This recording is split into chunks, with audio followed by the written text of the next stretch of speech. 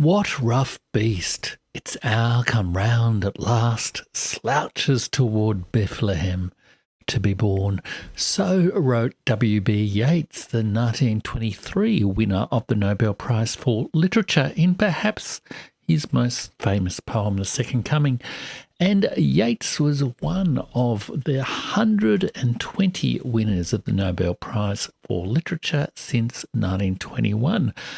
And in this video, I'm going to give you my quick cultural tour of the winners of the Nobel Prize for Literature between 1922 and 1928. I'm Jeff Rich. Welcome to the Burning Archive. All my details are in the video description below, so do check it out at your leisure. I'm going to read them, but you can read even just little bits too by following along with these videos and subscribing to my Substack at jeffrich.substack.com. You'll get a free weekly email every week with some links and resources to all 120 winners of the Nobel Prize for Literature.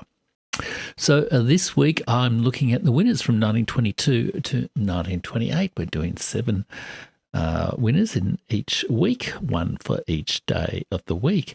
All these winners are from Europe, and Europe has Yeats' poem about rough beasts slouching towards Bethlehem to be born evoked. European society in the 1920s was in turmoil. Empires had collapsed, socialism had challenged the bourgeois and embraced the peasants of Eastern Europe, and declining aristocrats mocked the rising commercialism that perhaps was embodied by England and its financial empire. Communists clash with religious thinkers in Russia, in Spain, and all across Europe. And a storm of resentful racism was brewing. And in these years between 1922 and 1928, the 7 Nobel laureates dramatised those tensions in their work and in their lives. The 1926 winner is Grazia Deledda from Italy, the second woman to win the Nobel Prize for Literature after Selma Lagerlöf, the winner from 1909. Grazia Deledda was born in Sardinia, the island off the Italian coast, sort of up between France and all that sort of thing. And her novels portrayed the local culture of the largely peasant people on the island. She received a quality education through private tutoring as the child of a large middle-class family. She's in an interesting story, if you like, also of the changing experiences of men and women in the early 20th century. She began her writing career in fashion magazines, and then in her early 20s began to write novels. Novels about the common people of Sardinia, again, like Raymond, like Gorky and others in Europe of this time. And she continued doing her writing after marrying and having a number of children.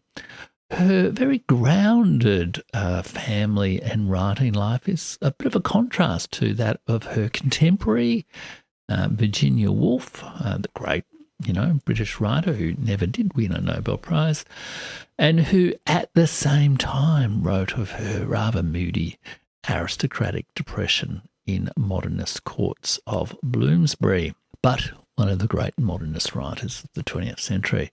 The fame of the Nobel came as a bit of a curse for Deledda. Mussolini, the Italian, dictator, claimed to be a fan. Fans pestered her and, disrupted her routine. And she really wished they would all go away.